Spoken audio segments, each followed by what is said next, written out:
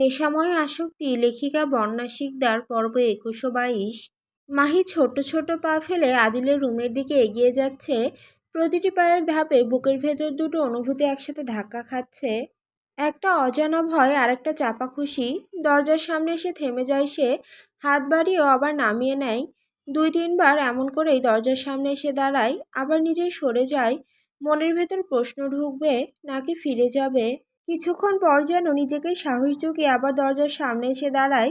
ঠিক সেই মুহূর্তেই দরজাটা হুট করে খুলে যায়। আদিল একটানেই মাহিকে রুমের ভেতর টেনে নেয়। আচমকা সবকিছু ঘটে যাওয়ায় মাহি ভয় পেয়ে গুটিসুটি হয়ে যায়। চোখ পিটপিট করে তাকিয়ে থাকে। তার সামনে আদিল, হাস্যোজ্জ্বল মুখ, শান্ত চোখ নিয়ে তাকিয়ে আছে। সেই এক ঝলক দেখাতেই মাহির বুকের ভেতর জমে থাকা ভয়টা হালকা হয়ে আসে। এক অদ্ভুত শীতল অনুভূতি ছড়িয়ে পড়ে শরীর জুড়ে। আদিল এক হাতে মাহিকে আলতো করে তুলে নিজের বিছানায় বসিয়ে দেয়। তারপর নিজেকে ঠিক মুখোমুখি বসে পড়ে। মাহি তখনও ঘোরের ভেতর। কি হচ্ছে, কেন হচ্ছে, কিছুই ঠিকঠাক ধরতে পারছে না। হঠাৎ আদিল তার কোলে শুয়ে পড়ে। এই উপস্থিতিটুকু টের পেয়ে মাহি স্থির হয়ে যায়, শ্বাস নিতে ভুলে যায় যেন। তারপর আদিলের কণ্ঠ ভেসে আসে, আমার রুমে আসতে এত ভয় পাচ্ছিলি? আমি বাঘ না ভাল্লুক যে তোকে খেয়ে ফেলবো? মাহি স্তব্ধ হয়ে যায় কিছু বলার আগেই। আদিল হঠাৎ তার হাতের ভাঁজে আলতো করে ঠোঁট ছোঁয়ায়। মুহূর্তেই মাহি বরফের মতো জমে যায়। মাথার ভেতর একটা প্রশ্ন ঘুরপাক খায়, এটা সত্যি নাকি কেবল কল্পনা। আদিল আবার বলে ওঠে, ভাবিস না বউ ভেবে চুমু দিয়েছি, তোকে বোনের নজরে দেখি তাই বোনের নজরে চুমু দিলাম। বাই দ্য ওয়ে, বললি না তো আমার রুমে আসতে এত ভয় পাচ্ছিলি কেন? মাহি চোখ নামিয়ে নেয়। নিচু প্রায় ফিসফিস কণ্ঠে উত্তর দেয়, অনেকদিন হলো আসেনি তো তাই। আদিল ভ্রু তুলে তাকায়, তোকে আসতে বারণ করেছি। মাহি মাথা নাড়ে, হুম। তাহলে কেন আসিস না? একটু তো দেখা করতে পারিস, সারাদিন রুমের ভিতর বসে থাকতে ভালো লাগে তোর? মাহি আবারও মাথা নেড়ে অস্বীকার করে। আদিল ধীরে ধীরে তার কোল থেকে উঠে বসে। তারপর বুক পকেট থেকে ছোট একটা বক্স বের করে। বক্স খুলতেই আলো ছড়িয়ে পড়ে একটা ডায়মন্ড রিং। আদিল কোনো কথা না বাড়িয়ে খুব যত্ন করে রিংটা মাহির আঙুলে পরিয়ে দেয়। ডায়মন্ডটা আলোয় চকচক করে ওঠে, কিন্তু মাহির চোখ আটকে থাকে অন্যখানে। রিংয়ের ঝলকে নয়, আদিলের হাতে। সে তখনও যেন কল্পনার জগতে ভেসে আছে। হৃদয় ভরে উঠেছে এক অদ্ভুত আনন্দে। ডায়মন্ড পাওয়ার জন্য নয়, বরং ভালোবাসার মানুষটা নিজ হাতে তাকে গিফটটা পরিয়ে দিয়েছে বলেই। মাহি হঠাৎ তোতলাতে তোতলাতে বলে ওঠে, আদিল ভাইয়া, আপনি আমাকে এটা কেন পরিয়ে দিলেন? আদিব স্বাভাবিক ভঙ্গিতে হালকা হেসে নেয়। তার চোখে কোনো দ্বিধা নেই, কোনো সংকোচনা। সে অনায়াসে বলে, আর বলিস না, তোর ভাবি কয়েকদিন ধরে মুড অফ করে রেখেছে। কারণ 2 দিন আগে তার বার্থডে ছিল, অথচ আমি তাকে উইশ করিনি, ইভেন কোনো গিফটও দিইনি। তো ওর জন্য গিফট কিনতে গিয়ে এই রিংটা চোখে পড়ে, পছন্দ হয়ে যায়। আর যেহেতু তোর বার্থডেতেও তোকে কোনো গিফট দেওয়া হয়নি, তাই আজ নিয়ে আসলাম। বল তো কেমন হয়েছে? এই কথাগুলো মাহির কানে পৌঁছাতেই বুকের ভেতর যেন বিস্ফোরণ ঘটায়। তার চোখ মুহূর্তেই ছলছল করে ওঠে। চোখের কোণে জমে থাকা অশ্রু লুকাতে সে মুখ ফিরিয়ে নেয়। সে ভেবেছিল হয়তো আদিল তাকে আপন করে নিতে চেয়েছে, হয়তো এই রিংটার মানে অন্য কিছু। কিন্তু না, সবই ভুল, ভীষণভাবে ভুল। বুকের ভেতর হঠাৎ তীব্র একটা ব্যথা ছড়িয়ে পড়ে, যেন কেউ অদৃশ্য হাতে হৃদয়টা শক্ত করে চেপে ধরেছে। এই মুহূর্তে তার কী করা উচিত কিছু বুঝে উঠতে পারে না। তবুও নিজেকে সামলে নিয়ে কাঁপা কাঁপা কণ্ঠে সে আবার জিজ্ঞেস করে, আদিল ভাইয়া, আপনি কি শুধু এইটার জন্য আমাকে আসতে বলেছিলেন? আদিল এক মুহূর্তও না ভেবে উত্তর দেয়, কেন তোর পছন্দ হয়নি? মাহি বুকের ভেতরে তীব্র কষ্টটা শক্ত করে চেপে ধরে। চোখের কোণে জমে থাকা অশ্রু নামতে দেয় না, বরং ঠোঁটের কোণে জোর করে একটা হাসি টেনে আনে। যে হাসিটা হাসি নয়, অভ্যাসে শেখা একরকম বেঁচে থাকার অভিনয়। সে একগাল হেসে শান্ত স্বরে বলে ওঠে, অনেক পছন্দ হয়েছে। আচ্ছা আদিল ভাইয়া, আপনার আর কোনো কিছু বলার ছিল? না মানে, আমার প্রচণ্ড ঘুম পাচ্ছে। আদিল একটু অবাক হয়ে তার দিকে তাকায়, ভ্রু কুঁচকে প্রশ্ন ছুড়ে দেয়, এখনই ঘুম পাচ্ছে? মাহি মাথা নেড়ে দেয়, আর কিছু ব্যাখ্যা দেয় না। আদিল কয়েক সেকেন্ড চুপ করে থাকে, তারপর নির্লিপ্ত কণ্ঠে বলে, আচ্ছা তাহলে যা, কালকে কথা হবে। এই কথাটুকুই মাহির জন্য যথেষ্ট। আর এক মুহূর্ত দাঁড়িয়ে থাকার শক্তি তার নেই। সে দ্রুত ঘুরে দাঁড়ায়, বড় পা ফেলে রুম থেকে বেরিয়ে যায়। যেন 1 সেকেন্ড দেরি হলেই সে ভেঙে পড়বে। দরজাটা বন্ধ হতেই মাহির পায়ের শব্দ মিলিয়ে যায় করিডোরে। রুমের ভেতরে একা দাঁড়িয়ে থাকে আদিল। তার দৃষ্টি স্থির থাকে সেই বন্ধ দরজার দিকে। একটা তপ্ত শ্বাস বেরিয়ে আসে তার বুকের ভেতর থেকে। নিজের সাথেই নিচু স্বরে বলে ওঠে, তোকে হার্ট করতে আমারও ভালো লাগে না কুইন, কিন্তু এছাড়া আমার আর কোনো ওয়ে নেই। ইদানিং দেখছি তোর চোখ জোড়া অন্য কথা বলছে। এই চোখ নিয়ে তাকিয়ে থাকিস না কুইন, আমি নিজেকে সামলাতে পারবো না। তোকে আমার থেকে আরো দূরে সরাতে হবে, এতটাই দূরে যাতে আমার কথা ভাবতে গেলেও তোর ঘৃণা হয়। রাত অনেকটা গভীর, ঘড়ির কাঁটা ধীরে ধীরে এগোলেও অয়নের সময় যেন এক জায়গায় আটকে আছে। নিজের রুমের ভেতর সে বারবার পায়চারি করছে। একবার জানালার কাছে যাচ্ছে, একবার দরজার দিকে তাকাচ্ছে, তো আবার বিছানার পাশে এসে দাঁড়াচ্ছে। কিন্তু আহি এত রাত হয়ে গেল তবু মেয়েটা এখনো ফেরেনি। এই ভাবনাটাই অয়নের মাথা গরম করে দিচ্ছে। সে বিরক্ত হয়ে দাঁত চেপে ধরে, এভাবে একা রুমে বসে থাকা যায় নাকি? নতুন বিয়ে অথচ বউ নেই পাশে, ভাবতেই মাথার ভেতর অস্থিরতা বেড়ে যায়। শেষমেশ আর ধৈর্য থাকে না, হন্তদন্ত হয়ে রুম থেকে বেরিয়ে পড়ে। এক এক করে খোঁজ শুরু করে মাহির রুম, মুনের রুম, এমনকি মহিবুল শেখের রুম পর্যন্ত। তার এমন পাগলামিতে সবাই বিরক্ত দৃষ্টিতে তাকাচ্ছিল, কিন্তু অয়ন সেসব দৃষ্টি একেবারে উপেক্ষা করে। তার চোখে এখন একটাই নাম, আহি। হঠাৎ করে আহির বলা একটা কথা তার মনে পড়ে যায়। আর এক সেকেন্ডও দেরি না করে সে দৌড়ে নিজের মায়ের রুমের দিকে ছুটে যায়। দরজা খুলে ভেতরে ঢুকে অয়ন থমকে যায়। চোখের সামনে যে দৃশ্যটা দেখে সে কিছুক্ষণের জন্য স্তব্ধ হয়ে দাঁড়িয়ে থাকে। আহি তার মাকে শক্ত করে জড়িয়ে ধরে ঘুমাচ্ছে, মুখে শান্তির ছাপ, ঘুমের বিভোর। আর ফ্লোরে তার বাবা এদিক ওদিক পাশ ফিরছে, ঘুম আসছে না, চোখে বিরক্তির ছাপ স্পষ্ট। জাহিদ শেখ কোনোদিন মেঝেতে ঘুমাননি, কিন্তু আজ এই মেয়ের জন্যই অপছন্দের কাজটাও করতে হয়েছে। হঠাৎ অয়নকে দেখে তিনি হেসে ওঠেন। খুব ভালো করেই বুঝে গেছেন অয়ন এসেছে মানে সে তার বউকে না নিয়ে এক পাও যাবে না। অয়ন ধীরে ধীরে এগিয়ে আসে। শান্তা শেখ আহির মাথায় হাত বুলিয়ে দিচ্ছেন। আজ অনেক বছর পর মেয়েটা তাকে আষ্টেপৃষ্টে জড়িয়ে ধরে ঘুমাচ্ছে। এই দৃশ্যটা শান্তা শেখের চোখ ভিজিয়ে দেয়। অয়ন আর কোনো কিছু না ভেবেই সরাসরি আহির পাশে গা এলিয়ে দেয়। আর ঠিক তখনই তার ঠান্ডা হাতটা গিয়ে আহির গলায় চেপে ধরে। আহি নড়ে ওঠে। এই কাণ্ডে শান্তা শেখ রাগী দৃষ্টিতে তাকান, গলা চড়িয়ে বলেন, এই বদ ছেলে, এত রাতে এখানে কেন এসেছিস? অয়ন কোনো ভনিতা না করেই সোজাসাপটা উত্তর দেয়, বউটাকে নিতে। শান্তা শেখ ভ্রুকুচকে বলেন, আহি আজ আমার সাথেই ঘুমাবে, তুই তোর বাপকে নিয়ে যা। সঙ্গে সঙ্গে অয়ন ভ্রু তুলে নিজের বাবার দিকে তাকায়। তারপর ঠোঁটের কোণে বাঁকা হাসি ঝুলিয়ে বলে, আমার বউয়ের কাজ তোমার জামাই করতে পারবে না আম্মা, তার কাজ তাকেই করতে হবে। সো আমার বউকে আমার হাতে তুলে দাও। শান্তা শেখের চোখে বিরক্তির ছাপ আরও গাঢ় হয়ে ওঠে। ছেলের মুখের দিকে তাকিয়ে তিনি কড়া স্বরে বলেন, দেখ বাপ, মুখে একটু লাগাম দে, দিন দিন বেয়াদব হয়ে যাচ্ছিস। তোর বাপদাদাও তো কোনো কালে এমন বেশরম ছিল না। অয়ন একটু বিচলিত হয় না, বরং হালকা হাসি ঠোঁটের কোণে ঝুলিয়ে নির্লিপ্ত ভঙ্গিতে বলে, হইছে আম্মা, আর বলতে হবে না। রাতে বউয়ের কাছে সব বাপদাদাই বেশরম হয়, শুধু আমারটাই দেখা যায়। দাও, আমার বউকে দাও। এই বলে অয়ন ধীরে ধীরে হাত বাড়ায় আহির দিকে, তাকে কোলে তুলে নেওয়ার জন্য। কিন্তু সঙ্গে সঙ্গে আহি লাফিয়ে উঠে বসে। চোখে আতঙ্ক, সে শান্তা শেখের দিকে সরে গিয়ে রাগান্বিত কণ্ঠে বলে ওঠে, বড় আম্মা, আমি যাব না তোমার নির্লজ্জ বেহায়া ছেলের সাথে। এই লোক কেমন যেন পচা পচা করে তাকিয়ে থাকে আর পচা কথা বলে। অয়ন দাঁত চেপে ঠোঁট বাঁকিয়ে সঙ্গে সঙ্গে পাল্টা বলে, চুপ কর শ্বশুরের মেয়ে, আমি পচা কথা বললেই তো আম্মা ডাক শুনতে পাবি। যদিও শুধু ডাকলে হবে না, এটার জন্য কিছু প্রসেসিং আছে। আর কথা না বাড়িয়ে তাড়াতাড়ি চল। আহি জেদ করে মাথা নাড়িয়ে দেয়, যাব না আমি। অয়ন ভ্রু তুলে কণ্ঠে কঠোরতা এনে বলে, নো এক্সকিউজ, ফার্স্ট চল।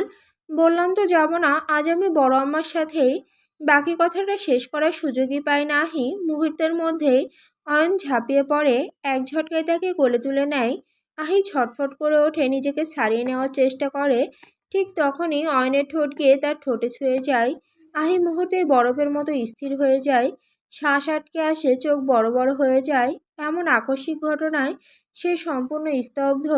অয়ন আর এক মুহূর্ত সময় নষ্ট করে না, ধূপধাপ করে দ্রুত পা ফেলে রুম থেকে বেরিয়ে যায়। আহি আবারও নিজেকে ছাড়ানোর জন্য মরিয়া হয়ে ওঠে। সঙ্গে সঙ্গে অয়ন ধীরস্বরে আওড়ায়, এই চিকনা শরীর নিয়ে আমার সাথে লাগতে আসিস? তোর মনে হয় এভাবে ছোটাছুটি করলেই তোকে আমি ছেড়ে দেব? হোয়াট, আমি চিকনা? শুধু চিকনা নয়, শুকনো খড়ির মতো চিকনা। আহি অয়নের দিকে তাকিয়ে ভেঙচি কেটে বলে ওঠে, নিজেকে চিকন রাখাও একটা আর্ট, যা হাঁটি গন্ডারের মতো হর উগান্ডারা বুঝবে না। হুম। অয়ন ঠোঁটের কোণে দুষ্ট হাসি ঝুলে ফিসফিসিয়ে আওড়ালো, চিকন রাখা আর্ট নাকি ভাতারের ডিএনএর অভাব? অয়ন ভাই, এবার কিন্তু মেরে তক্তা বানিয়ে ফেলবো। অয়ন মুখ বাঁকিয়ে আওড়ায়, আগে তো আমার ভর সামলে নে, তারপর যা ইচ্ছে করিস। সঙ্গে সঙ্গে আহি থমথমে খেয়ে যায়। অয়নকে দেখে ঠিক লাগছে না, আজ সে কিছু একটা হবে তা ভালো করে বুঝতে পারছে। এই ভাবনার মাঝে অয়ন রুমে ঢুকে পড়ে। কিছু বলার আগে সে এগিয়ে এসে আহিকে বিছানার উপর বসিয়ে দেয়। পর ভেতর থেকে দরজাটা লক করে দেয়। লকের শব্দটা আহির কানে অস্বস্তিকরভাবে বাজে।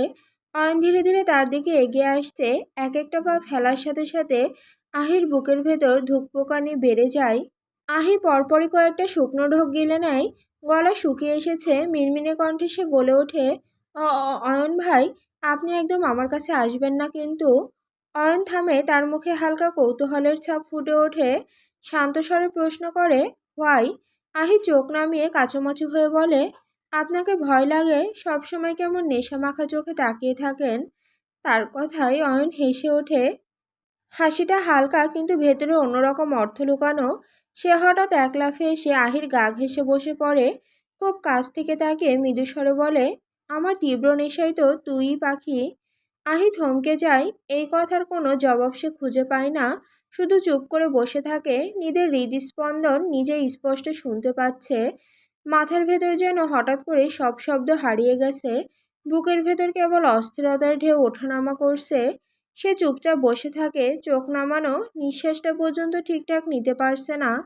ঠিক তখনই আচমকা অয়ন তার মাথার খোঁপাটা খুলে দেয়। এক মুহূর্তের মধ্যেই বাঁধা চুলগুলো খুলে গিয়ে ঝরঝর করে নিচে নেমে আসে। লম্বা কেশ ছড়িয়ে পড়ে তার কাঁধ পিঠের ওপর। হঠাৎ এমন ঘটনায় আহি চমকে ওঠে। সে কিছু বলার আগে অয়ন ধীরে ধীরে তার মুখের সামনে উড়ে আসা উড়ন্ত চুলগুলো লক্ষ্য করে।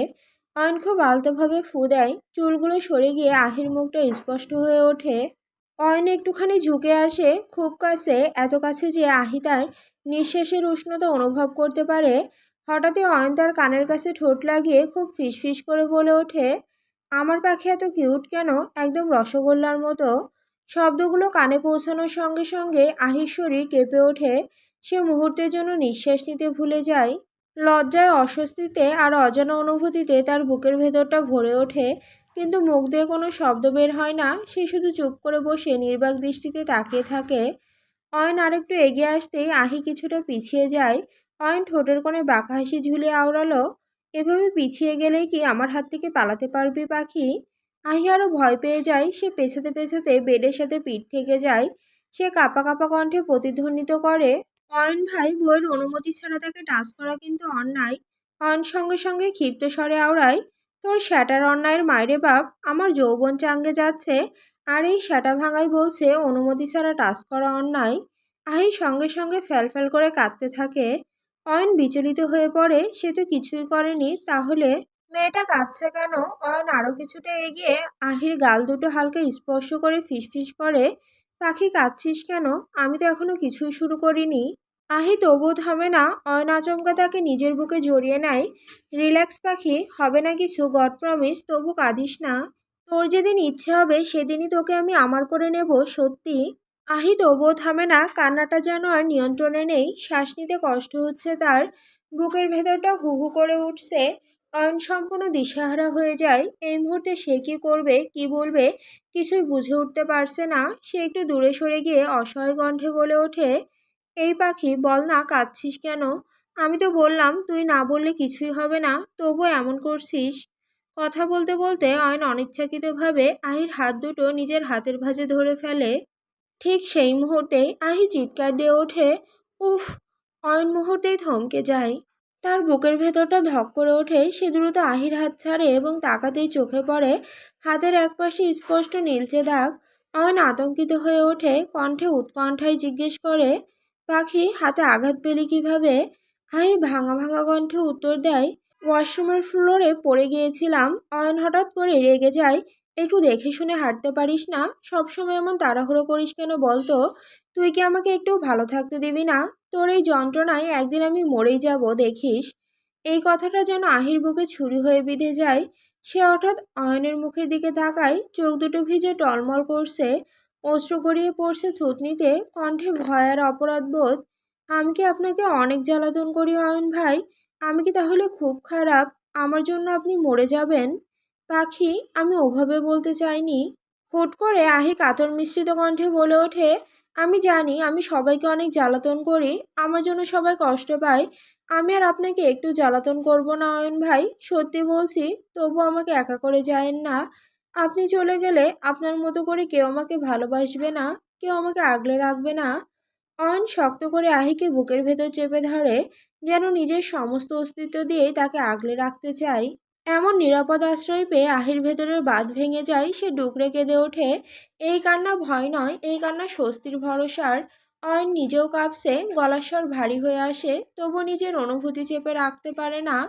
কাঁপা কাঁপা কণ্ঠে বলে ওঠে, তুই যদি আমাকে জ্বালাতন না করিস তাহলে কে করবে শুনি? তুই আমার জান, আমার প্রাণ, আমার সব কিছু। তোর যখন ইচ্ছে আমাকে বিরক্ত করবি। আমি তোকে ছাড়া এত তাড়াতাড়ি কোথাও যাব না। যতদিন বেঁচে থাকবো ততদিন তোকে আমার পাঁজরের ভেতর গেঁথে রাখবো। আহি থমকে যায়, এই কথাগুলো যেন সরাসরি তার হৃদয়ে গিয়ে লাগে। সে একদৃষ্টিতে অয়নের দিকে তাকিয়ে থাকে। এই মানুষটাকে সে বিশ্বাস করে, নির্ভর করে, খুব ভালোবাসে, যেভাবে কাউকে ভালোবাসলে নিজের সব ভয় হারিয়ে যায়। হঠাৎ করে অয়ন তাকে কোলে তুলে নেয়। আচমকা হয়, আহি কিছুটা চমকে ওঠে, কিন্তু প্রতিরোধ করে না। অয়ন ধূপধাপ পা ফেলে বেলকনির দিকে এগিয়ে যায়। রাতের নরম বাতাস, নীরব আকাশ, সবকিছু যেন এই মুহূর্তটাকে আরো গভীর করে তুলেছে। সে আহিকে কোলে নিয়ে রকিং চেয়ারে বসে পড়ে। চেয়ারটা ধীরে ধীরে দুলতে থাকে। অয়ন আকাশের দিকে তাকিয়ে ফিসফিস করে বলে, বলতো পাখি, ওই আকাশের চাঁদ বেশি সুন্দর না আমার কোলে বসা চাঁদ? আহি অবাক হয়ে তার দিকে তাকায়, ভ্রুকুচকে একটু অভিমান মাখা কণ্ঠে বলে, আপনি আমাকে সবার পছন্দের সঙ্গে তুলনা করছেন? অয়ন কোনো শব্দ করে না, শুধু নিঃশব্দে হেসে ওঠে। সেই হাসিতে কোনো দুষ্টুমি নেই, আছে নিখাত ভালোবাসা। সে একটু ঝুঁকে আহির কপালে ছোট্ট একটা চুম্বন আঁকে, তারপর নরম স্বরে বলে, হুম, একটুও না। আকাশের চাঁদ আর আমার পার্সোনাল চাঁদ দুটো এক না। সে আহিকে আরো কাছে টেনে নেয়। আকাশের চাঁদ সবার পছন্দ হতে পারে, কিন্তু আমার পছন্দ নয়। যে চাঁদ নিজের সৌন্দর্য সবাইকে দেখে সবার প্রিয় হয়, সেই চাঁদ আমার দরকার নেই। অয়ন আহির কপালে কপাল ঠেকে ফিসফিস করে, আমার চাঁদ শুধু আমার, যাকে দেখার অধিকার শুধু আমারই থাকবে। আমি ব্যতীত কেউ ভুলেও তার দিকে তাকাবে না। রাতের আকাশে চাঁদ তখনও জ্বলজ্বল করছে, কিন্তু অয়নের কাছে তার কোলে বসে থাকা চাঁদটাই পুরো আকাশ।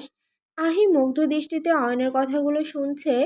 মানুষটা কতটা নিখুঁতভাবে কথা বলতে জানে, ভালোবাসাকে যুক্তি দিয়ে, অধিকারকে দায়িত্ব দিয়ে, আর যত্নকে আশ্বাসে রূপ দিতে জানে। তার বলা প্রতিটি কথার ভেতর এমন এক দৃঢ়তা আছে, যেখানে প্রশ্ন করার সুযোগ থাকে না। আহি চেষ্টা করে কোনো ত্রুটি খুঁজে পায় না। হঠাৎ অয়ন তার দিকে তাকিয়ে বলে ওঠে, ওভাবে তাকিয়ে থাকিস না পাখি, আমি নিজেকে সামলাতে পারি না। আহি যেন বজ্রাহত হয়, মুহূর্তেই তার মুখে লজ্জার আভা ছড়িয়ে পড়ে। সে আর এক সেকেন্ডও চোখ তুলে তাকিয়ে থাকতে পারে না। দ্রুত মাথা নিচু করে অয়নের বুকে মাথা এলিয়ে দেয়। শক্ত বুকের মাঝে মাথা রেখে চোখ বন্ধ করে নেয়। এই বুকটাই তার পৃথিবীর সবচেয়ে নিরাপদ জায়গা, যেখানে কোনো ভয় নেই, কোনো অনিশ্চয়তা নেই, শুধু নিঃশর্ত আশ্রয়। কিছুক্ষণ কেটে যায়, সময় যেন থমকে দাঁড়িয়েছে। রকিং চেয়ারটা ধীরে ধীরে দুলছে। অয়ন আলতো করে আহির মাথায় হাত বুলিয়ে দিচ্ছে। সেই স্পর্শে কোনো তাড়াহুড়ো নেই, কোনো অধৈর্যতা নেই, আছে শুধু শান্ত করা ভালোবাসা। ধীরে ধীরে আহির শ্বাস প্রশ্বাস সমান হয়ে আসে, চোখ বন্ধ হয়ে যায়। সে ঘুমে বিভোর হয়ে পড়ে, ঠিক যেমন শিশুরা নিরাপদ কোলে ঘুমায়। অয়ন নিচু দৃষ্টিতে তাকিয়ে থাকে আহির ঘুমন্ত মুখের দিকে। এই মুখটার জন্যই সে সব কিছু করতে পারে, ভালো কিংবা খারাপ, আলো কিংবা অন্ধকার। ঠিক তখনই হঠাৎ ফোনের ভাইব্রেশনে মুহূর্তটা ভেঙে যায়। অয়ন ভ্রুজোড়া কুঁচকে ফোনের দিকে তাকায়। স্ক্রিনে ভেসে ওঠে একটি নাম, সাদিকা। নামটা দেখা মাত্রই তার চোখের দৃষ্টি বদলে যায়। যে চোখে এতক্ষণ কোমলতা ছিল, সেখানে এখন ঝিলিক দিয়ে ওঠে শীতল আগুন। ঠোঁটের কোণে ধীরে ধীরে এক অদ্ভুত হাসি খেলে যায়, যে হাসির মানে শুধু সে নিজেই জানে। সে ফোনটা চেপে ধরে মনে মনে বলে ওঠে, কাঙ্ক্ষিত দিন আর দূরে নয়। যারা যা করেছে সবাই তার প্রাপ্য শাস্তি পাবে।